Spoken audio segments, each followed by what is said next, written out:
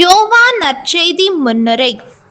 ஆசிரியர்: நான்காம் நற்செய்தியின் ஆசிரியர் செபதேயுவின் மகனாகிய யோவான் என்பது மிக தொன்மையான கிறிஸ்தவ மரபு. இதனை எழுதியதாக நற்செய்தியை கூறும் அன்பு சீடர் இவராகத்தான் இருக்க வேண்டும். ஆனால் யோவானே அனைத்தையும் எழுதியிருக்க வேண்டும் என்று கூற முடியாது. யோவான் இயேசுவை பற்றி எடுத்துரைத்த செய்திகள் அவரது சமூகத்தில் தனி வடிவம் பெற்று பின்னர் எழுத்து வடிவம் ஏற்றது. காலப்போக்கில் கிறிஸ்தவ சமூகத்தின் தேவைகளுக்கேற்ப சில மாற்றங்கள் பெற்று முன்னுரை, பிற்சேர்க்கை ஆகியவற்றுடன் இணைக்கப்பெற்று இன்றைய வடிவம் பெற்றிருக்க வேண்டும். இயேசுவின் அன்பு சீடரான யோவான் முதலில் திருமுழுக்கு யோவானின் சீடராக இருந்து பின் இயேசுவின் சீடராகிறார். இயேசுவோடு மிகுந்த நெருக்கம் கொண்டிருந்த 3 திருத்தூதருள் இவரும் ஒருவர். இறுதி இரவுணவின் போது இயேசுவின் மார்பு பக்கமாய் சாய்ந்திருந்த இவர் மற்ற திருத்தூதர் எல்லாம் ஓடிவிட்ட நேரத்திலும் இயேசுவின் சிலுவை அடியில் நின்றார்.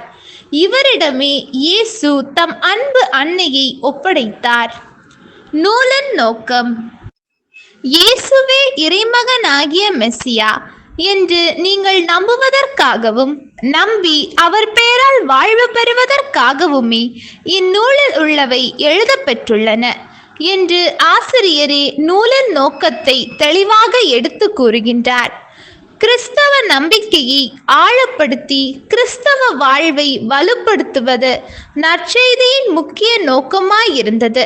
மேலும் கிறிஸ்துவுக்கு முந்தைய பழையன கழிந்து கிறிஸ்து வழியாக புதியன புகுந்து விட்டன என்று காட்டுவதும், கிறிஸ்துவை நேரடியாக கண்டிராத 2ஆம் தலைமுறையினருக்கு அவரை பற்றி நம்பத்தக்க சான்று அளிப்பதும், முதல் நூற்றாண்டின் இறுதி கட்டத்தில் தோன்றிய சில தவறான கொள்கைகளை திருமுழுக்கு யோவானே மெசியா தோற்ற கொள்கை போன்றவை திருத்துவதும் நூலாசிரியரின் நோக்கங்களாயிருந்தன.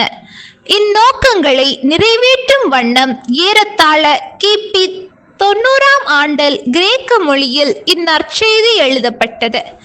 இது எபேசு நகரில் எழுதப்பட்டது என்பது கிறிஸ்தவ மரபு. உள்ளடக்கம்: மனிதரான வாக்கே இயேசு என தொடக்கத்திலேயே எடுத்துரைக்கிறார் நூலாசிரியர். அவரது இயல்பை ஒளி, வாழ்வு, வழி, உண்மை, உணவு போன்ற உருவங்களால் விளக்கி இயேசு யார் என்பதை எல்லா கால, இட, சமய, பண்பாட்டு மக்களுக்கும் எளிதில் புரிய வைக்கிறார்.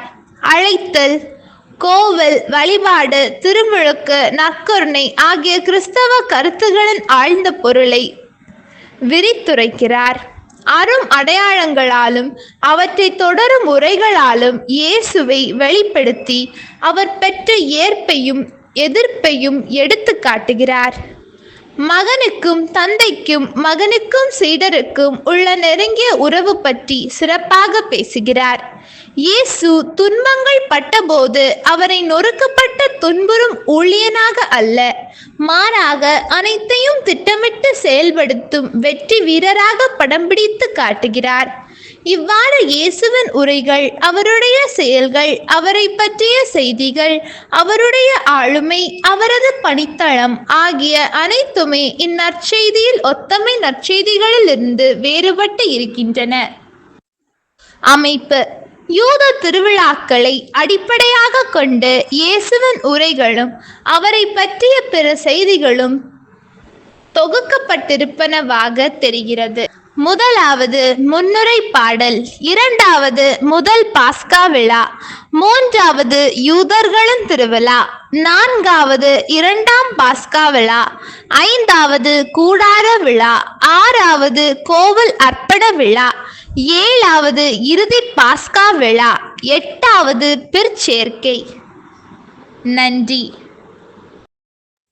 ஹோலி பைபிள் தமிழ் சேனலில் திங்கள் முதல் வெள்ளி வரை திருவிவிலியத்தின் ஒரு அதிகாரமானது பதிவேற்றம் செய்யப்படும்.